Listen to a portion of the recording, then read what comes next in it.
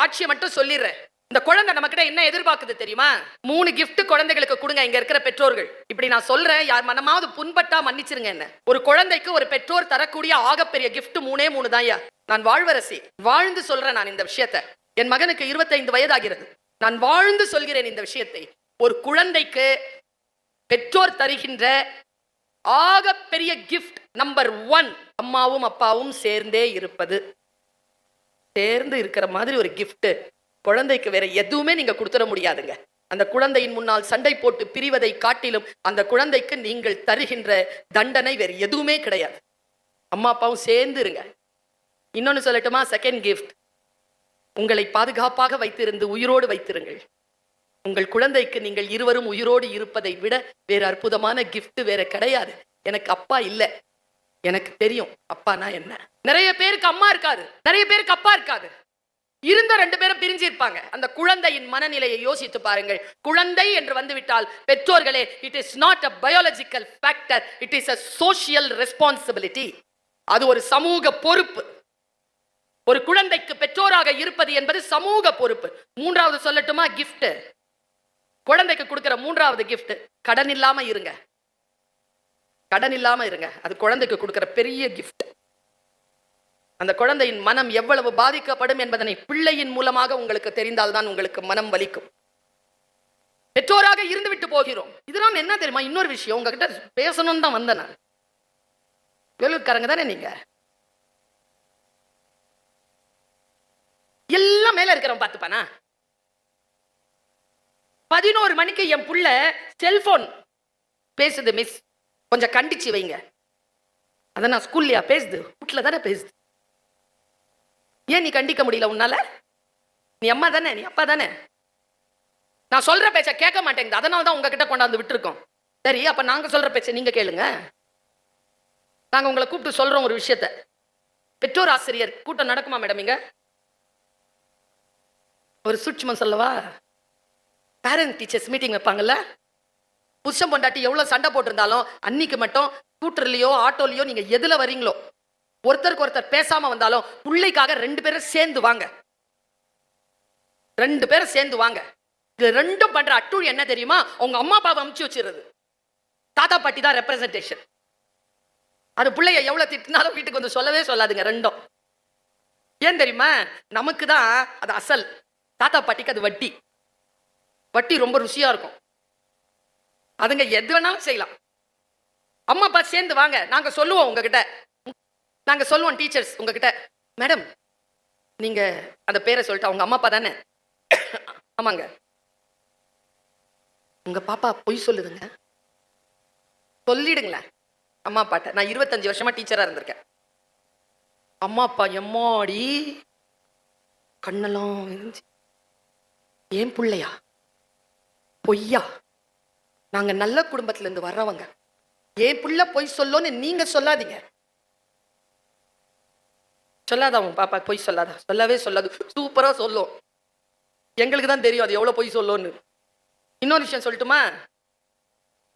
நீங்க மாணிக்கம்னு பேர் வச்சு அனுப்பிச்சிருப்பீங்க ஸ்கூலுக்கு. அதுக்கு பாட்ஷான்னு ஒரு பேர் இருக்குது. அது எங்களுக்கு தான் தெரியும் அந்த பேர். நாங்க சொன்னா நம்புங்க. இந்த 4 பேரோட சேர்ந்துதான் என் புள்ள நாசமா போகுது. அந்த 4 லீடர் அதான். எங்களுக்கு தெரியாதா? சொல்றோம்னா கேட்டுக்கோங்க. ஏனென்றால் நாங்கள் தப்பிப்பதற்காக உங்கள் பிள்ளையை நாங்கள் குறை சொல்வதே இல்லை. அந்த குழந்தை சீர் செய்யப்பட வேண்டும் என்ற உதவிதான் உங்களிடத்தில் நாங்கள் கேட்கிறோமே தவிர எப்பொழுதும் அந்த குழந்தையை பழி சொல்லி எங்கள் கடமையிலிருந்து விலகுபவர்கள் இல்லை ஆசிரியர்கள். ஆசிரியர்களை புரிஞ்சுக்கோங்க. ஆசுனா குற்றம், எரிதல்னா களைதல். குற்றம் களைபவர்கள் தான் ஆசிரியர்கள். சரியா? வேற எந்த வேலையும் கிடையாது எங்களுக்கு. நீ ஒரு பேப்பரை கூட நான் திருத்தி கொடுத்துருவேன். திருத்துறதான் என் வேலையே. பாருங்களேன், எங்க கிட்ட அடிக்கிற குச்சி இருந்துச்சா? புடிங்கிட்டீங்களா? புடிங்கிட்டீங்களா? இப்ப அது போலீஸ்காரங்க கிட்ட இருக்கு. ஒழுங்கா எங்க கிட்டயே இருந்திருந்தா அங்க போயிருக்காது. அவங்க உங்கள் பிள்ளையை கண்டிக்கின்ற அளவிற்கு நாங்கள் விட்டிருக்க மாட்டோம். நாங்களே அவர்களை சரி செய்து இந்த சமூகத்திற்கு வெளியில் அனுப்பி வைத்திருப்போம். சில பேர் செய்த குற்றங்களால் மிகப்பெரிய நிலையிலே ஆசிரியர்கள் பாதிக்கப்பட்டிருக்கிறோம். கண்டிச்சு சொல்ல முடியலங்க. பிள்ளைகளை 3 நாளா சாப்பிடல, பேப்பர் வச்சு அனுப்புது டீச்சர். பிள்ளையினுடைய தாய் பார்க்கல. 3வது நாள் ஃபோன் பண்றாங்க இந்த அம்மா. அம்மா, உங்க பாப்பா சாப்பிட மாட்டேங்குது 3வது நாள் இன்னைக்கு. நீங்க கவனிக்கலையான்னா, அந்த அம்மா சொல்லுது, என் முன்னால தான் நடந்தது. மேடம், உங்க கையில போன் இருக்குதா? இருக்குது. அந்த பாப்பா கிட்ட கொடுங்க மேடம், சாப்பிட்றோம். யாரு? டீச்சர் கொடுக்கணுமா போனை பாப்பா பார்த்து சாப்பிடுறதுக்கு? எங்கெங்க தவறி போனோம் நாங்க? நான் சொல்லட்டுமா, ஒரு விஷயம் சொல்லட்டுமா உங்ககிட்ட? நம்ம நேர்மையா சொல்றேன் இந்த விஷயத்த. இப்ப இருக்கிற மனநிலையில இருக்கக்கூடிய குழந்தைகள் இருக்காங்கல்ல, அந்த குழந்தைகளுக்கு நீங்கள் எங்க அம்மா எல்லாம் ஒரு வாட்டி சொன்னா எனக்கு 1000 வாட்டி சொன்ன மாதிரி கேட்கும். இன்னைக்கு 1000 வாட்டி சொன்னாலும் ஒரு வாட்டி சொல்ற மாதிரி கூட கேட்க மாட்டேங்குது. ஏய், சூடா இருக்கு பிடின்ற ஒரு அம்மா, அது இப்படி நீட்டுது. மறுபடியும் சொல்லுது, சூடா இருக்குது இப்படி பிடின்னு. மறுபடியும் இப்படி பிடிக்குது, இப்படி பிடிக்குது. மறுபடியும் அந்த மாதிரி சூடா இருக்கு, வெயிட்டா இருக்கு, இப்படி பிடின்னு மறுபடியும் இப்படி நீட்டுச்சு. யோ, அந்த அம்மா சின்ன வயசுல இருந்து தெரிஞ்ச எல்லா கெட்ட வார்த்தையும் சொல்லுச்சு.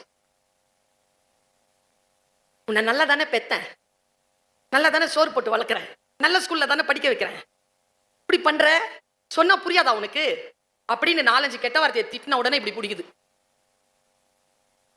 இது ஏமா இப்படி செய்யுதுன்னு எங்க அம்மா கிட்ட கேட்டேன் நானு. எங்க அம்மா 79+, 1000 பிறை கண்ட பெண். அந்த பெண் கிட்ட கேட்டேன், அம்மா ஏமா இப்படி சொன்ன, நீ ஒரு வாட்டி சொன்னா எனக்கு புரிஞ்சுது, இன்னைக்கு 1000 வாட்டி சொன்னாலும் புரிய மாட்டேங்குது, கெட்ட வார்த்தை சொல்லி மண்டையில டங்குன்னு அடிச்சாதான் சின்ன விஷயம் கூட புரியுது, ஏமான்னு கேட்டேன். அதுக்கு எங்க அம்மா சொந்த பதில் அப்படியே சொல்றேன்.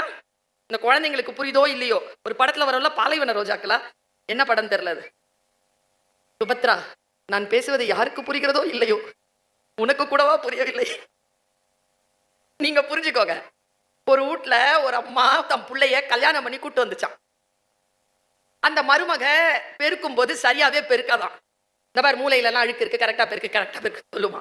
அந்த பொண்ணு கேட்கவே கேட்காதா. உடனே உன்னை நல்ல வீட்டுல இருந்தானே கூட்டிட்டு வந்தேன், என் பிள்ளைக்கு நல்ல பொண்ணா இருப்பேன், என் வீட்டுக்கு நல்ல மருமக, இப்படின்னு பெரிய ஒரு டைலாக் சொன்ன உடனே ஒழுங்கா பெருக்குமா.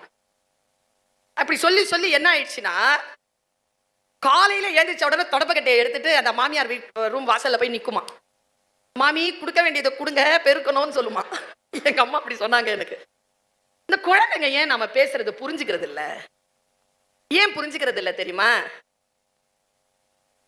இதை ரொம்ப நேரம் பார்த்துக்கிட்டே இருந்தா யார் பேசுறதும் புரியாது. வேற எதுலயாவது கான்சென்ட்ரேட் பண்ணிட்டே இருந்தா யார் பேசுறதும் நமக்கு புரியாது. நாம ஏன் சொன்ன விஷயங்கள் எல்லாம் நமக்கு ஏன் புரிஞ்சுதுன்னா, நாம் அதிகமான என்டர்டெயின்மெண்ட், அதிகமான எலக்ட்ரானிக் ஐட்டம்ஸோட நம்ம இருந்ததில்லை, புத்தகங்களோடய நாம் இருந்திருக்கிறோம். இன்றைய குழந்தைகள் அதிகமாக இந்த ப்ளூ ஸ்கிரீனை பார்த்துக்கிட்டே இருக்காங்க, இந்த கிரீன் லைட்டை பார்த்துக்கிட்டே இருக்காங்க. அவங்க பார்க்கறாங்க, சரி, நாம பார்க்காம இருக்கிறோமா?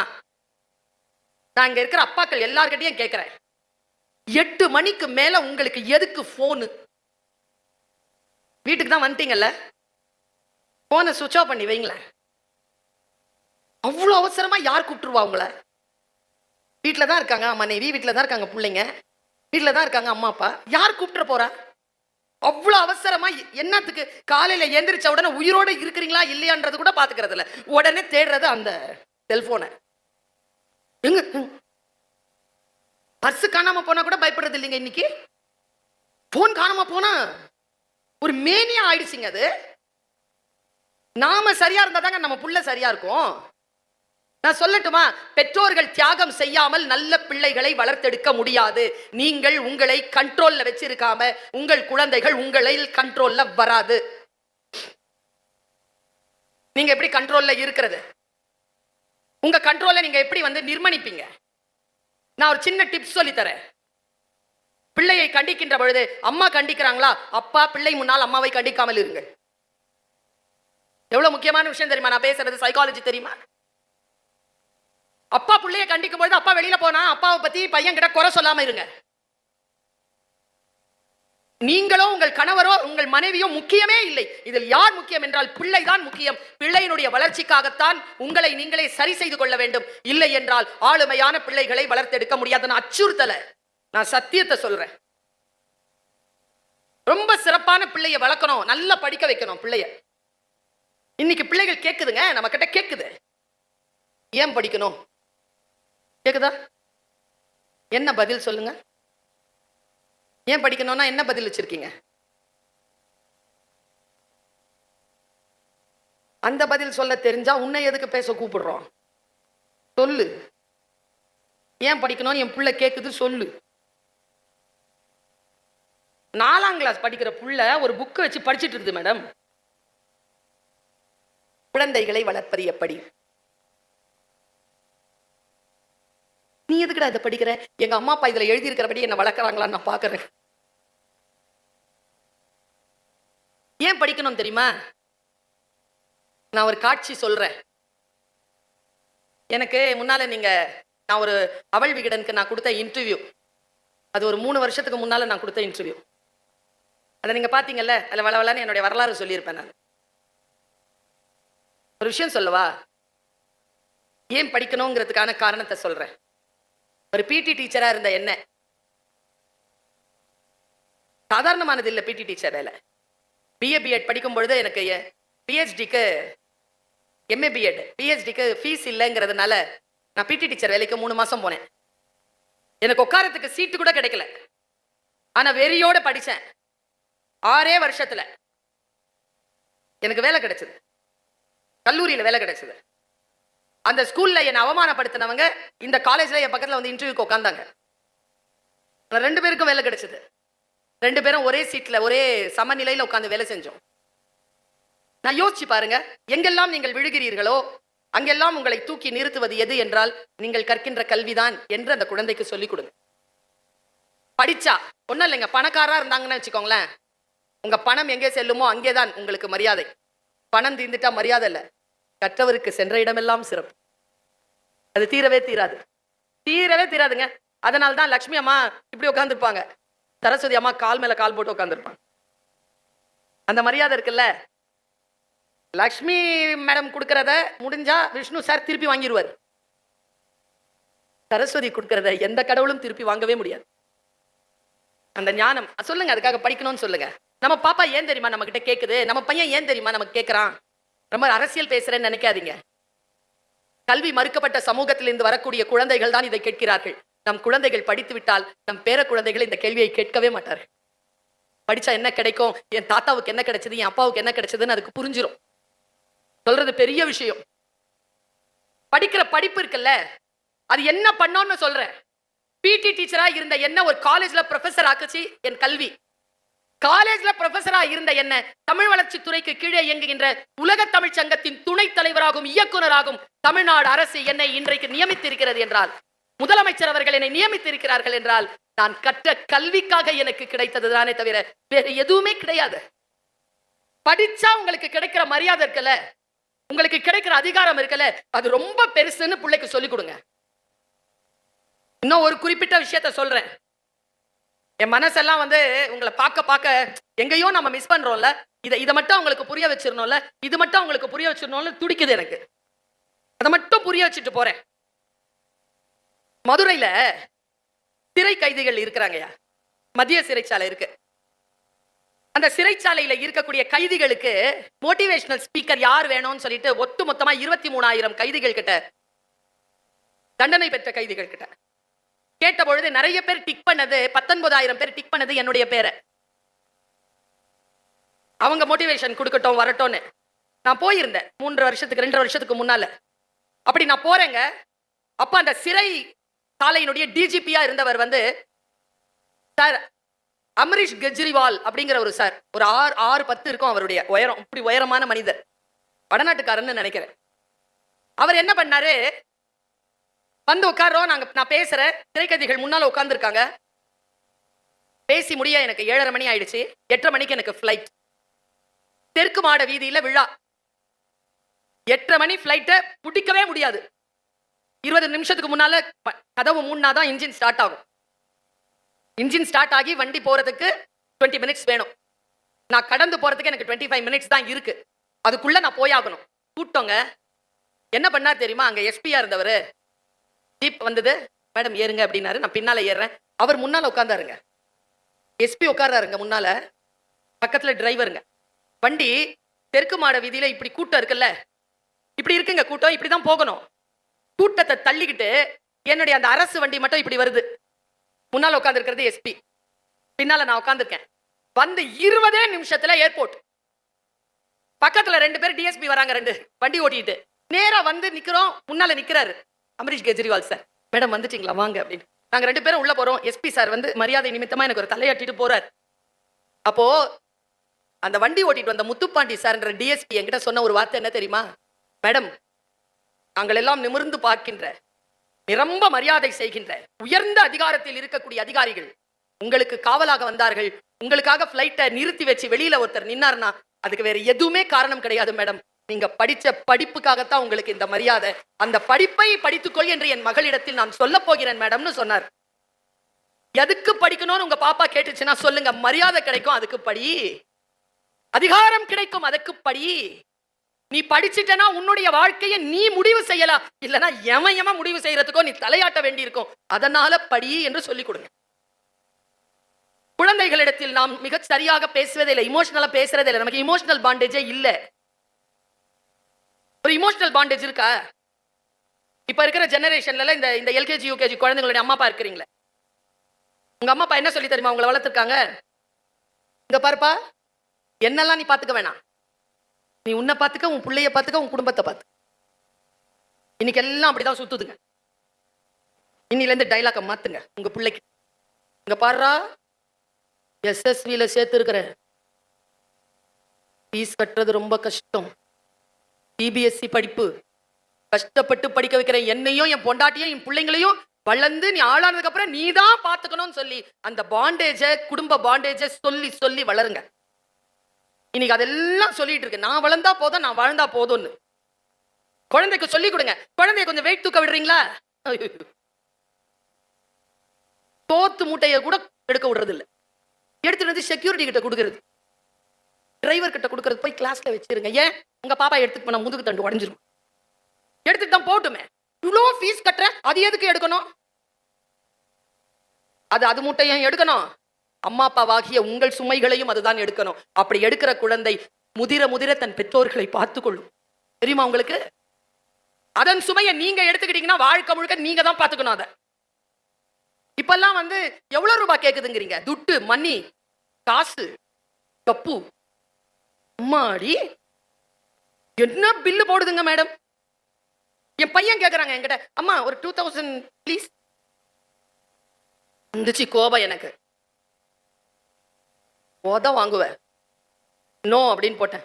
ஏன் உத வாங்குவேன்லாம் சொல்றீங்க? இல்லைன்னா இல்லைன்னு சொல்லிட்டு போங்களேன். ஒரு 3 மணி நேரத்துல 1500. 3 மணி நேரத்துல 500 ரூபாய் குறைஞ்சிருச்சு அவனுக்கு. அப்புறம் இன்னும் 1 மணி, நோ அப்படின்னு இன்னும் 1 மணி நேரத்துல 1000 ப்ளீஸ். ராத்திரி 11 மணிக்கு அம்மா இந்த அந்த கண்ணீர் இந்த மைலி போட்டு 500 ப்ளீஸ். எங்க அம்மா சொன்னாங்க, கொடுத்தேன் இப்படி, ஏன் பிள்ளை எப்படி பண்ற? 500 ரூபாய் டிங்குன்னு சத்தம் கேட்கும்ல, நல்லா தெரிஞ்சுக்கோங்க பிள்ளைங்களா, அந்த டிங் சத்தம் எங்க ஈரல்ல அடிக்கும், டங்குன்னு அடிக்கும். 500 ரூபாய் போன உடனே அனுப்புறேன் சார், தேங்க்யூ ஃபார் யுவர் சேரிட்டின்னு, நீ தர்மம் பண்ணதுக்கு நன்றிங்கிறான்.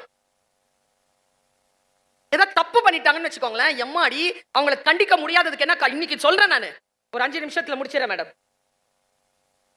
இன்னைக்கு சொல்றேன் நான், மனசுல கல்ல வச்சுக்கோங்க. பிள்ளைய திருத்துறதுக்கு போனீங்கன்னா பயப்படவே பயப்படாதீங்க. நான் நிறைய பயந்துருக்கேன், அதுக்கப்புறம் தெளிஞ்சிட்டேன் நான். ஏன் தெரியுமா? தப்பு பண்ணிட்டு வந்து முன்னால நிப்பாங்க. என் பையன் எப்படி நிப்பான் தெரியுமா? இந்த ஆஸ்பத்திரியில இருந்து பிறந்த உடனே இந்த வெள்ளை டவல்ல சுத்தி கொடுப்பாங்க தெரியுமா, பழ மாதிரி ஒரு மூஞ்சி தெரியல, ரோஜா பூ மாதிரி, அந்த மூஞ்சி வச்சுட்டு நிப்பாங்க. என்னன்னு திட்டுறது அவனை? உடனே நமக்கு ஈரல் கோல அப்படியே உருகிறோம்மா, சாரி பண்ண மாட்டேன், 25 வருஷமா சொல்லிட்டு இருக்கான். நம்மளை ஏமாத்துறதுக்குன்னு கடவுள் கொடுத்த ஆக பெரிய விஷயம் எதுனா நம்ம புள்ள. அதை நாம திருத்தி வளர்க்கணும் என்பது சாதாரண பணி அல்ல. அந்த பணியை நாம் முன்னெடுக்க வேண்டும் என்றால் நாம் சில விஷயங்களில் தெளிவா இருக்கணும். இந்த ஒரே ஒரு விஷயத்தை மட்டும் உங்களுக்கு கடத்திட்டு நான் போயிடுறேன். இன்னைக்கு காலையில ஒரு ரீல் பார்த்தேன். அதை எப்படி சொல்றது, நான் அனுராதா மேடம் கிட்டயும் அதை கடத்தினேன். நான் சொல்லும் போதே எனக்கு அழுக வந்துருச்சு. ஃபுல்லா முடிக்கல, நான் அப்படியே சொல்றேன். ஒரு 2 பேர் பேசிக்கிறாங்க. அம்மா குரல் தான் வருது, பையன் தான் பேசுறான். ஒரு ரீல், ஒரு 20 செகண்ட்ஸ் ரீல். அந்த ரீல்ல, அம்மா இனிமேல் நீ வீட்டு வேலைக்கெல்லாம் போவாதம்மா. நான் வீட்டு வேலைக்கு போலனா உனக்கு யாரா ஃபீஸ் கட்டுவா, யாரா சோறு கொடுப்பா? சரிம்மா, நீ இப்ப எங்கம்மா வேலைக்கு போற நீ? உனக்கு தெரியாதடா, அந்த பக்கத்து தெருவில் புதுசா வீடு கட்டிட்டு வந்திருக்காங்களே, அவங்க வீட்டுக்கு தானடா போறேன். இனிமேல் அந்த வீட்டுக்கு வேலைக்கு போவாதம்மா. ஏண்டா? அந்த வீட்டில் இருக்கிற பையன் தாம்மா என் வீட்டில் என்னுடைய கிளாஸ்ல படிக்கிறான். சரி, நான் ஏதாச்சும் சொன்னா, டேய் வாயை மூடுறான்னு சொல்றாமா என்ன? ஏண்டா அப்படி சொல்றான்? சொல்றா, டேய் உங்க அம்மா என் வீட்டில் தாண்டா வேலை செய்யுது, நான் சாப்பிட்டு போடுற சாக்லேட் பேப்பர் எல்லாம் அதாண்டா பெருக்குது, என் ட்ரெஸ் எல்லாம் அதாண்டா துவைக்குது, நாங்க சாப்பிட்டு இருக்கிற பாத்திரத்தெல்லாம் அதாண்டா தேய்க்குது. ஒரு வேலைக்காரியினுடைய பையன் வாயை அடக்கி பேசுடான்னு என்கிட்ட பேசுறாமா. நீ அந்த வீட்டுக்கு போவாதம்மா, எனக்கு ஸ்கூல்ல ஒரே மானமா இருக்குதுமா. பையன் டைலாக். அந்த அம்மா டைலாக் சொல்லுது, டேய் உனக்கு ஒரு விஷயம் சொல்லவா? சொல்மா. நான் அந்த வீட்டுக்கு வேலைக்கு போறேன்ல, அந்த வீட்டு எஜமானி அம்மா என் கூட படிச்சவடா. சின்ன வயசுல நானும் அவ்வளோ 5ஆம் கிளாஸ் படிச்சோண்டா. இது எனக்கு சொல்லவே இல்லை. ஆமாண்டா, அவ என்ன இங்க வா இதை பண்ணு, இங்க வா அதை பண்ணு, இது பாத்திரம் தேயி, இது துணி தொயின்னு சொல்லும்போது எனக்கு எவ்வளவு கஷ்டமா தெரியுமா? ஆனாலும் எனக்கு ஒரே ஒரு சந்தோஷம்டா சாமி. என்னம்மா சந்தோஷம் உனக்கு அதுல? அவ பிள்ளைய அவ எங்க படிக்க வைக்கிறாளோ அதே பள்ளிக்கூடத்துல நான் என் பிள்ளையையும் படிக்க வைக்கிறேங்கிற சந்தோஷம்டா எனக்குன்னு சொல்றான். நாம பார்க்க மறுக்கின்ற பக்கங்கள் என்று சில உண்டு, அதை பிள்ளைக்கு காட்டுங்க. அவர்கள் எங்கே போக வேண்டும் என்று நாம் ஆழ்மனதில் நினைக்கிறோமோ அதுதான் அவர்களுக்கான வழி என்பதனை நாம் அவர்களுக்கு அப்படி காட்டி விட்டுறணும். பல நேரங்கள்ல நாம காட்டுறதே இல்லை. நான் இதை சொல்லி முடிச்சிடறேன். என்னப்பா, இந்த உலகத்துல குழந்தைகளே இல்லாதவர்களிடத்தில் கேட்டு பாருங்கள், குழந்தை பேர் என்ன என்றால் அவர்களுக்கு தெரியும்.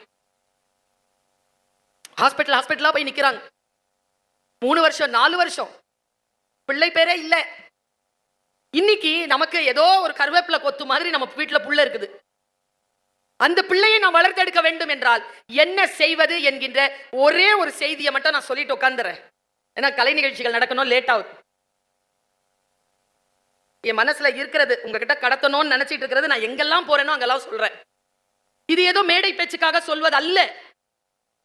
எனக்கு தெரியும், நான் இதை சொல்லிவிட்டால் உங்களுக்கு அது புரிந்து விட்டால் அந்த வீட்டில் விளக்கெரியும் என்று எனக்கு தெரியும். அந்த தீபம் தான் அது. நான் கொடுக்கிறேன், முடிஞ்சா அந்த நெருப்பை எடுத்துட்டு போங்க வீட்டுக்கு, தீபமா ஏத்தி வைங்க. இப்ப சமீபத்துல நான் ஒரு படம் பார்த்தேங்க. இது கெட்டது கிடையாதுங்க. இது பாருங்களேன், இது ரொம்ப விலை உயர்ந்த ஒரு போன் நான் வச்சிருக்கிறது. இது நல்லதுதான். எப்ப வரைக்கும் நல்லது தெரியுமா? இதை நான் பயன்படுத்துகின்ற வரைக்கும் இது நல்லது. இது என்னை பயன்படுத்த தொடங்கிவிட்டால் அது கெட்டது. நான் இதை என்னை பயன்படுத்த அனுமதிப்பதில்லை. நோ. எவ்வளவு ஸ்ட்ரெஸ் இருந்தாலும் நோ. நான் இதை கம்யூனிகேஷனுக்கு தான் பயன்படுத்துறேனே தவிர கான்வர்சேஷனுக்கு இல்லை. தொலைபேசியில் அதிக நேரம் நான் பேசுவதில்லை. தேவையான விஷயங்களை மட்டும் நான் மெசேஜ் போட்டு விட்டுருவேன். இது என்னுடைய ஆபீஸ். நான் சில நேரங்களில் மனம் சரியில்லாத போது எனக்கு என்று சில அவுட்லெட் தேவைப்படும் பொழுது ஆஸ்கர் மூவிஸ், பரிசு பெற்ற படங்கள்னு சில விஷயங்களை பார்ப்பேன். அது நமக்கு ஏதோ ஒரு விதத்தில் பாடம் சொல்லும். அந்த பாடத்தை எடுத்துக்கொண்டு என் மனதில் நான் என்னை செதுக்கிக் கொள்கிறேன், என்ன நானே ஸ்ட்ரென்த் பண்ணிக்கிறேன். இந்த ஸ்ட்ரென்த் பண்ணிக்கிறதுக்கு போகும் பொழுது ஒரு 5 விஷயம் எனக்கு மனசுல உலுக்கி எடுத்த விஷயம். உன் தாய் தந்தையரை பற்றி எந்த ஒரு மன வருத்தம் இருந்தாலும் அடுத்தவர்களோடு அதை பகிர்ந்து கொள்ள கூடாது. எவ்வளவுதான் இருந்தாலும் அடுத்தவர்களோடு பகிர்ந்து கொள்ளக்கூடாது. உங்கள் கணவன் பற்றி மனைவியோ, மனைவி பற்றி கணவனோ 3வது மனிதரிடத்தில் அவர்கள் குறையை பேசக்கூடாது. பேசினால் என்ன நடக்கும் என்றால் அவர்களுக்கு நம்மிடையில் இருக்கக்கூடிய பாண்டேஜே புரியாது. அவர்கள் அறிவுரை தொடங்குவார்கள். அந்த அறிவுரை நம் வாழ்க்கையை சீரழிக்கும். இல்லை என்றால் அவர்கள் நம்மை பயன்படுத்த தொடங்குவார்கள். சொல்லவே கூடாது. அதே மாதிரி நம்ம கிட்ட எவ்வளவு பணம் இருக்குன்னு யாருக்கும் தெரியக்கூடாது. இருக்கோ இல்லையோ தெரியக்கூடாது. நான் இன்னொரு விஷயமா சொல்றேன். உங்களுக்கு ஃபீஸ் கட்டவே முடியலையா? உயிரை பணையம் வச்சுட்டீங்க, ஃபீஸ்க்கு காசு இல்லையா? உங்க பையனை கூட்டிட்டு வந்து, உங்க பொண்ணை கூட்டிட்டு வந்து பிரின்சிபல் கிட்ட நிக்காதீங்க.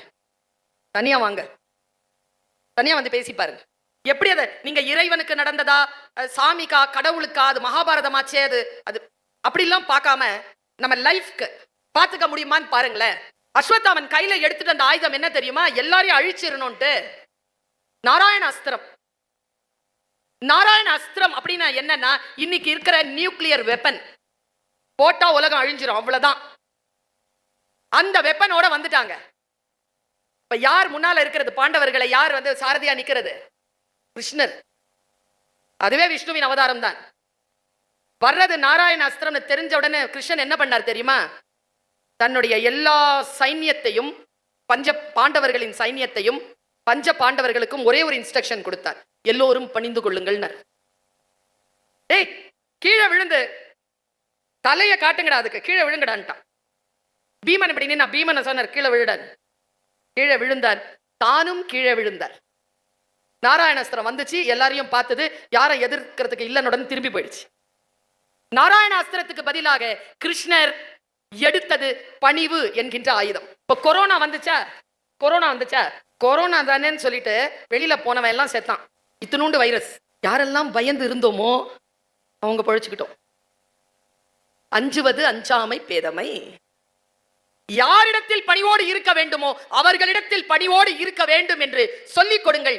ஏனென்றால் இங்கே உருது தெரிந்தவர்கள் இருப்பீர்கள். ஆஜிசி அதப் பாட்ஷாயி, பணிவுதான் ராஜகுணத்தின் முதல் தகுதி. நீ ராஜாவா வரணும்னு முடிவு பண்ணிட்டனா பணிவா இரு. சேர்மன் ரூமுக்கு கூட்டிட்டு போனாங்க, எல்லாரும் செருப்பு கழட்டினாங்க. நான் உள்ள பார்த்தேன். எதுக்கு செருப்பு கழட்டிட்டு உள்ள போறதுன்னா, உள்ள வந்து சாய்பாபா சிலையும் பூஜைக்கான விக்கிரகங்களும் இருந்தன. செருப்பு போட்டுட்டு உள்ள போக கூடாது. வெளியில் செருப்பை கழற்றி வைத்து விட்டு உள்ளே போனேன்.